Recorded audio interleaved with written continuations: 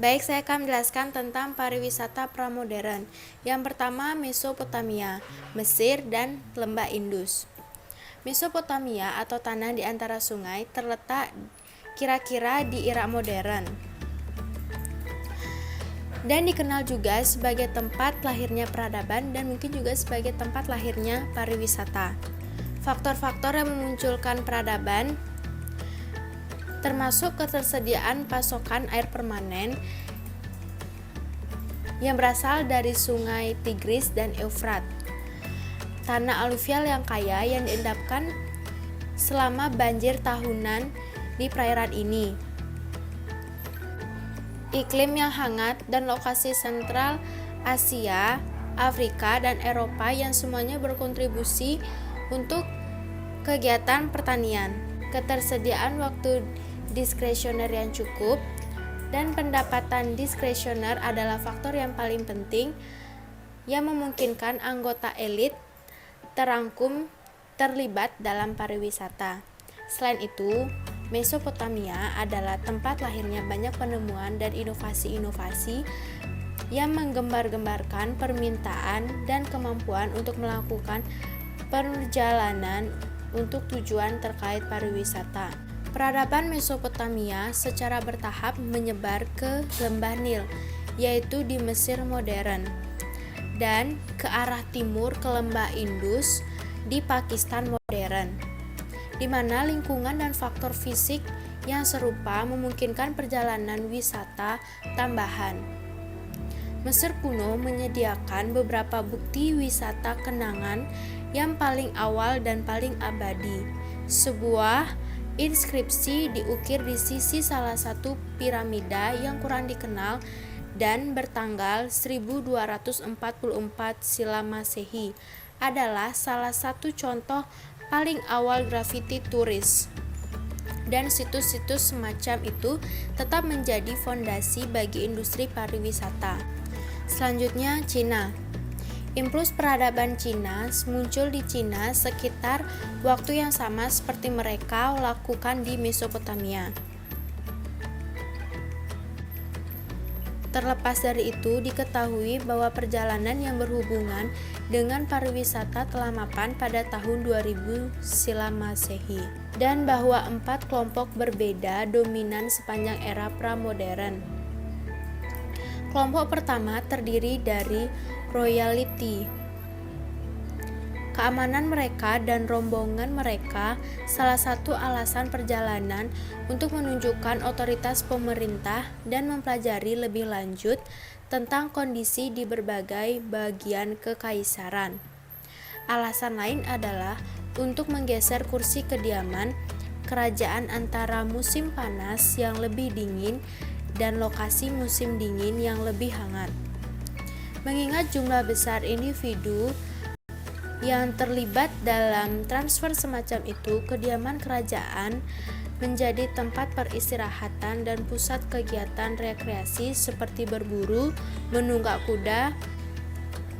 Kelompok kedua melibatkan para mahasiswa, cendekiawan, dan para seniman yang mencerminkan tradisi panjang Konfusianisme Tiongkok yang menghargai pendidikan, pembelajaran, dan pengembangan diri. Berbagai lokasi yang indah dan menginspirasi di pegunungan dan tempat lain menjadi tujuan populer, dan tulisan puisi dan lukisan yang dihasilkan oleh pengunjung dapat dilihat sebagai bentuk awal dari literatur perjalanan dan promosi tujuan. Peziarah atau biksu Buddha terdiri dari kelompok utama ketiga, dan perjalanan mereka ke berbagai situs suci di Cina dilengkapi dengan perjalanan ke situs-situs Buddhis di India. Beberapa indikasi awal dari pariwisata keluar. Akhirnya, Cina pramodern dicirikan oleh perjalanan bisnis yang luas oleh para pedagang. Meskipun hubungan di sini dengan pariwisata mungkin lebih lemah. Peradaban canggih Cina pada awal abad ke-5 Sila Masehi, kanal besar mengakomodasi perjalanan antara Cina Utara dan Selatan untuk keempat kelompok. Sementara jaringan rute jalur sutra menghubungkan Tiongkok dengan Persia, India, dan Timur Tengah selama dinasti Tang. Sekitar tahun 600 sampai 900 Masehi, Cina bisa dibilang sebagai pusat pariwisata dunia. Ibu kota Xi'an memiliki populasi setidaknya 2 juta dan setiap saat menampung sejumlah besar siswa asing dan pengunjung lainnya. Yunani kuno dan Roma. Pariwisata di Yunani kuno sebagian besar dikaitkan dengan festival nasional seperti Olimpiade, di mana penduduk negara kota Yunani berkumpul setiap 4 tahun untuk mengadakan upacara keagamaan dan bersaing dalam acara atletik dan pertunjukan artistik. Dan para peserta dan penonton di festival ini diperkirakan berjumlah puluhan ribu. Situs permainan di Olimpia dapat dianggap sebagai salah satu resor wisata tertua yang terspesialisasi, meskipun berkala dan seperti piramida Mesir, masih menarik perhatian para wisatawan. Permainan itu sendiri adalah salah satu contoh yang tercatat pertama dari olahraga dan acara pariwisata dan pendahulu untuk Olimpiade modern. Seperti halnya orang-orang Mesopotamia, Mesir, dan Cina, promosi orang-orang Yunani kuno yang dapat dan melakukan perjalanan sebagai turis secara efektif terbatas pada elit kecil. Namun, kecenderungan untuk terlibat dalam pariwisata sosial disetujui oleh filosofi budaya yang lazim, yaitu berlaku setidaknya untuk elit yang menghargai waktu luang untuk kepentingan sendiri sebagai kesempatan untuk terlibat dalam pengejaran artistik atau intelektual dan atletik. Selanjutnya Roma. Dengan pencapaian teknologi, ekonomi, dan politik yang mengesankan, Roma kuno mampu mempertahankan tingkat aktivitas pariwisata yang belum pernah terjadi sebelumnya dan yang tidak akan tercapai lagi selama 1500 ke depan. Yaitu faktor yang mendasarinya adalah populasi besar Kekaisaran Romawi.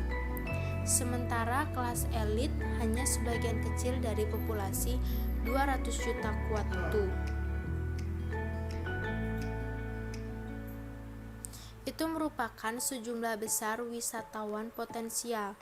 Para pelancong ini memiliki banyak pilihan-pilihan tujuan mengingat ukuran kekaisaran, tingkat stabilitas dan keamanan yang tinggi yang dicapai selama Pax Romana atau perdamaian Romawi pada masa puncaknya dan jaringan jalan militer Romawi yang sangat canggih. Jumlah situs dan tujuan wisata khusus juga meningkat secara substansial. Resor-resor Romawi yang terkenal meliputi kota Pompei yang dihancurkan oleh letusan gunung Vesuvius pada 79 Masehi, Spaspa di kota Bath di Inggris, dan resor pantai Tiberius di Danau Galilea. Rumah kedua atau villa adalah mode penting untuk mundur di daerah pedalaman pedesaan Roma dan kota-kota besar lainnya. Orang Romawi yang kaya sering memiliki villa di lokasi tepi pantai dan juga bagian dalam untuk menghindari dinginnya musim dingin dan musim panas di kota-kota tersebut. Villa-villa berkerumun tebal di antara sekitar Teluk Napoli selama abad pertama Masehi, dan orang-orang Romawi yang cukup kaya untuk melakukan perjalanan jarak jauh terutama tertarik pada situs-situs bersejarah Yunani dan Mesir. Selanjutnya, abad ke-8 dan abad pertengahan. Kemunduran dan kehancuran Kekaisaran Romawi selama abad ke-5 Masehi sangat mengikis faktor-faktor yang memfasilitasi perkembangan pariwisata selama era Romawi. Infrastruktur Selanjutnya saya akan menjelaskan tentang pariwisata modern awal tahun 1500 sampai 1950. Eropa mulai muncul dari abad pertengahan di akhir tahun 1300-an, dibantu oleh pengalaman perang salib dan kemudian berdampak eksplorasi besar-besaran. Pada tahun 1500, Renaissance secara harfiah berarti kelahiran kembali di Eropa berjalan dengan baik dan keseimbangan kekuatan dunia mulai bergeser ke benua itu, menandai era modern dan periode pariwisata modern awal. Ironisnya, pariwisata di Tiongkok setelah tahun 1500 mengalami periode penurunan selama 5 abad ketika dinasti Ming dan penguasa yang berurutan menjadi lebih fokus pada Cina dan xenofobia. Selanjutnya ada Grand Tour. Grand Tour atau tur besar adalah penghubung utama antara abad pertengahan dan pariwisata kontemporer. Istilah ini menggambarkan perjalanan panjang para pemuda dari kelas aristokrat dari Inggris dan bagian lain dari Eropa Utara ke Eropa klasik untuk tujuan pendidikan dan budaya. Grand Tour klasik pertama kali menjadi populer selama pertengahan abad ke-16 dan bertahan dengan modifikasinya hingga pertengahan abad ke-19. Meskipun tidak ada sirkuit tunggal atau kerangka waktu yang menentukan Grand Tour, destinasi tertentu memiliki fitur yang menonjol dalam akun tertulis. Paris biasanya merupakan tujuan utama turis, diikuti oleh 1 tahun lebih kunjungan ke kota-kota Italia seperti Florence, Roma, Napoli, Valencia, dan lain-lainnya. Meskipun kekuatan politik dan ekonomi Italia sedang menurun pada awal 1600-an, pusat-pusat ini masih dikagumi karena daya tarik Renaissance dan Romawi mereka yang terus menetapkan standar budaya untuk Eropa. Menurut Tower tahun 1996, sekitar 15.000 sampai 20.000 anggota elit Inggris berada di luar negeri di Grand Tour setiap saat selama pertengahan tahun 1700-an. Menjelang akhir era penekanan dalam Grand Tour bergeser dari aristokrasi ke kelas menengah yang lebih makmur, menghasilkan masa tinggal yang lebih singkat di beberapa destinasi. Selanjutnya ada spa resort. Dalam spa resort, penggunaan air panas untuk tujuan terapi dan pariwisata medis berasal dari Romawi kuno dan Yunani. Didirikan pada abad pertengahan oleh Kekaisaran Ottoman dalam kepemilikannya di Eropa. Beberapa ratus spa pedalaman melayani pengunjung kaya di benua Eropa dan Inggris pada pertengahan abad ke-19. Namun banyak spa kecil yang tidak bertahan sebagai tujuan. Yang lain seperti Karlsbad di Republik Ceko modern, Vichy di Prancis, dan Baden-Baden di Jerman sangat luas dan masih berfungsi sebagai spa.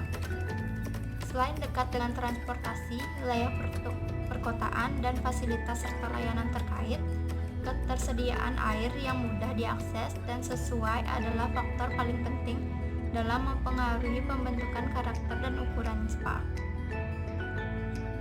Seaside Resort. Pada awal 1800-an, peluang pariwisata menjadi lebih mudah diakses oleh kelas bawah Inggris dan bagian Eropa Barat. Ini adalah merupakan dari revolusi industri yang mengubah wilayah dimulai dari Inggris selama pertengahan 1700-an dari masyarakat agraris menjadi masyarakat yang dominan perkotaan dan industri. Kota-kota yang ramai dan kondisi kerja yang keras menciptakan permintaan akan kesempatan rekreasi yang akan membawa para pekerja setidaknya untuk sementara ke lingkungan yang lebih menyenangkan dan santai. Seaside resort domestik muncul di Inggris untuk memenuhi permintaan, difasilitasi oleh lokasi semua pusat populasi besar dalam jarak 160 km dari pantai Inggris. Menariknya, banyak resort tepi pantai dimulai sebagai komunitas kecil dan eksklusif yang melayani seperti spa pedalaman hanya untuk kelas atas. Stimulus untuk berpergian ke pantai adalah kepercayaan yang semakin populer pada pertengahan abad ke-18. bahwa mandi di laut dikombinasikan dengan minum air laut adalah pengobatan yang efektif untuk penyakit tertentu. Faktor utama yang membuat seaside resort dapat diakses oleh kelas pekerja adalah pembangunan jalur kereta api yang menghubungkan pemukiman ini dengan kota industri besar terdekat. Selama tahun 1830 dan 1840 memiliki efek mengubah kota-kota pesisir Inggris kecil menjadi daerah perkotaan yang cukup besar, menggambarkan bagaimana perubahan di wilayah transit dapat menghasilkan perubahan mendasar di wilayah tujuan. Selanjutnya ada Thomas Cook. Seiring dengan beberapa orang sezaman dari daratan Eropa, Thomas Cook dikaitkan dengan kemunculan pariwisata sebagai industri modern berskala besar. Meskipun dibutuhkan waktu 150 tahun lagi untuk pariwisata massal direalisasikan dalam skala global, sebagai seorang pengkhotbah baptis yang prihatin dengan moral yang menurun dari kelas pekerja Inggris, Thomas Cook menyusun gagasan untuk menyewa kereta dengan harga murah untuk membawa para pekerja ke pertemuan temperamen, anti alkohol, dan kem-kem Alkitab pedesaan. Kunjungan pertama ini yang diselenggarakan sebagai perjalanan sehari dari Leicester ke Lombard pada tanggal 5 Juli 1841. Pada 1845, Thomas Cook yang saat itu membentuk bisnis perjalanan terkenal Thomas Cook & Son menawarkan tur reguler antara Leicester dan London. Pada tahun 1863, Tamasya Internasional pertama dilakukan ke pegunungan Alpen Swiss, dan pada tahun 1872, Tamasya keliling dunia pertama diselenggarakan dengan rencana perjalanan yang mencakup Australia dan Selandia Baru. Perjalanan ini dapat dianggap sebagai awal pariwisata internasional di dua negara. Di sini saya akan menjelaskan tentang pariwisata modern. Pesatnya pertumbuhan pariwisata selama era kontemporer dari pariwisata modern tercermin dalam tren global, kedatangan wisatawan yang masuk, dan pendapatan yang terkait. Statistik dari tahun 1950-an sampai dengan 1960-an bersifat spekulatif karena sifat pengumpulan data yang tidak teratur. Pola pertumbuhan eksponensial kini sudah jelas, dengan meningkat 40 kali lipat antara tahun 1950 dan 2012. Dari yang diperkirakan 25 juta sehingga sekarang menjadi 1 miliar. Penerimaan pariwisata internasional telah tumbuh lebih dramatis dari periode yang sama. Yang perlu dicatat adalah pertumbuhan yang konsisten yang terputus oleh resesi ekonomi pada awal tahun 1980-an, serangan terus pada tahun 2001, efek gabungan dari perang Irak dan epidemi SARS pada tahun 2003, dan krisis keuangan global pada tahun 2008 dan selanjutnya. Jadi di sini saya akan menjelaskan tentang push factor dari the evolution and growth of tourism. Faktor yang pertama itu ada economic factor. Kemakmuran adalah faktor utama dari ekonomi yang terkait dengan peningkatan permintaan pariwisata. Jadi faktor ekonomi itu dibagi menjadi 4 fase. Pada tahap awal, pengembangan partisipasi pariwisata reguler hanya layak dilakukan oleh elit seperti yang ditunjukkan oleh sejarawan pariwisata sebelum Thomas Cook. Fase yang kedua, generasi kekayaan meningkat dan menyebar ke segmen populasi yang lebih luas sebagai konsekuensi dari percepatan industrialisasi dan proses urbanisasi. Pertama kalinya terjadi di Britania Raya dan kemudian di tempat lain pada saat revolusi industri. Lalu ada fase yang ketiga. Pada fase yang ketiga, sebagian besar populasi dalam masyarakat individu relatif makmur, mengarah pada peningkatan lebih lanjut dalam perjalanan domestik massal dan perwisata massal ke internasional dan ke negara-negara terdekat mereka. Hal ini mulai terjadi di Inggris pada awal tahun 1960-an. Pada tahun 2012, 32 juta orang China melakukan perjalanan ke luar negeri. Lalu ada fase yang keempat, fase yang terakhir dari economic factor. Fase yang keempat mewakili negara pasca industri yang sepenuhnya berkembang dengan kemakmuran yang luas. Wilayah dan negara utama yang termasuk dalam kategori ini adalah Eropa Barat, Amerika Serikat, Kanada, Jepang, Taiwan, Korea Selatan, Singapura, Israel, Australia, dan juga New Zealand. Faktor kedua adalah sosial faktor. Dalam sosial faktor ini dibagi menjadi beberapa fase juga. Selama fase pertama, ritme kehidupan sebagian besar ditentukan oleh kebutuhan, musim, dan juga cuaca. Lalu ada fase yang kedua. Dalam fase kedua, masyarakat dicirikan oleh sistem yang semakin diatur, di mana gagasan-gagasan yang terpisah tentang pekerjaan, waktu luang, dan istirahat terstruktur ke dalam segmen waktu yang lebih ketat. Era industrialisasi fase 2 dapat dikatakan didominasi oleh filosofi permintaan untuk bekerja. Lalu ada fase yang terakhir, transisi ke fase 3 dan keempat.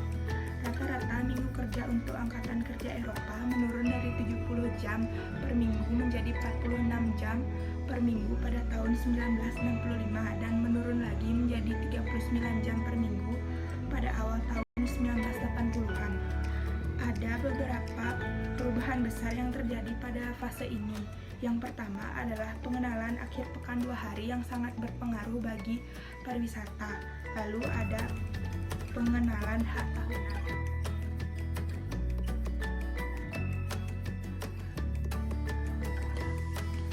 Sekarang saya akan menjelaskan bagaimana faktor demografi dan teknologi transportasi dapat mendorong orang-orang untuk berwisata. Yang pertama, faktor demografi. Faktor demografi adalah salah satu dari sekian banyak faktor eksternal dari lingkungan pemasaran. Contohnya jumlah penduduk, pola rumah tangga, serta pergeseran geografis dan populasi. Dalam hal ini, pertumbuhan jumlah penduduk dapat berubah karena adanya keseimbangan antara kelahiran dan kematian.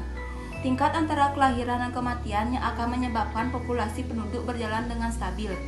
Dalam proses pariwisata, peningkatan populasi yang lebih besar akan mengakibatkan aktivitas pariwisata yang lebih besar juga. Oleh karena itu, faktor demografi dapat mengakibatkan permintaan terhadap pariwisata meningkat. Yang kedua, faktor teknologi transportasi. Peran penting transportasi dalam difusi pariwisata ditunjukkan oleh pengaruh kereta api terhadap pengembangan resort tepi laut dan oleh kapal uap pada pariwisata jarak jauh yang baru jadi pada akhir 1800-an. Namun, sekarang industri penerbangan dunia telah menyumbang lebih dari 2,4 miliar penumpang per tahun yang merupakan faktor utama yang mendasari difusi tujuan wisata. Perkembangan industri otomotif telah menyejajarkan penerbangan dalam evolusi dan pertumbuhan teknis yang cepat. Efeknya sangat besar di sektor pariwisata domestik dan internasional.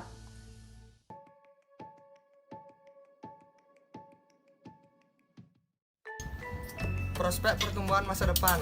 Mengingat perubahan cepat yang mempengaruhi semua aspek kehidupan kontemporer, setiap upaya untuk membuat prediksi jangka menengah atau panjang tentang sektor pariwisata sangat berisiko. Dapat diprediksi bahwa teknologi akan terus merevolusi industri pariwisata, menghadirkan tantangan baru bagi para manajer pariwisata dan merestrukturisasi sistem pariwisata di semua tingkatan. Namun, sifat dan waktu inovasi radikal di masa depan atau implikasinya tidak dapat diidentifikasi dengan tepat. Dalam hal permintaan jumlah orang yang tinggal di negara-negara keempat kemungkinan akan meningkat secara dramatis di kemudian hari 2 atau 3 dekade sebagai konsekuensi dari urutan pembangunan yang kental dan sifat dari negara-negara saat ini dalam fase 2 dan 3. Istilah yang terdahulu merujuk pada fakta bahwa masyarakat saat ini sedang menjalani transisi menuju pembangunan ekonomi penuh, yaitu negara tahap 4, dalam jumlah waktu yang lebih sedikit dibandingkan dengan rekan-rekan mereka di masa lalu. Kerangka waktu untuk Britania Raya misalnya sekitar 200 tahun, sekitar 1750 sampai 1950. Jepang bagaimanapun dapat melakukan transisi dalam waktu sekitar 80 tahun, sementara jangka waktu untuk Korea Selatan hanya sekitar 40 tahun. Salah satu alasan percepatan ini adalah kemampuan masyarakat transisi untuk menggunakan teknologi yang diperkenalkan oleh negara-negara di tingkat perkembangan yang lebih tinggi. Oleh karena itu, Walaupun Inggris memiliki keuntungan besar dalam mengakses sumber daya dan pasar koloni-koloninya, Inggris juga harus menemukan teknologi industrialisasi. Saat ini negara-negara yang kurang berkembang seperti India dapat memfasilitasi pembangunan ekonomi dan sosial mereka melalui teknologi yang sudah tersedia.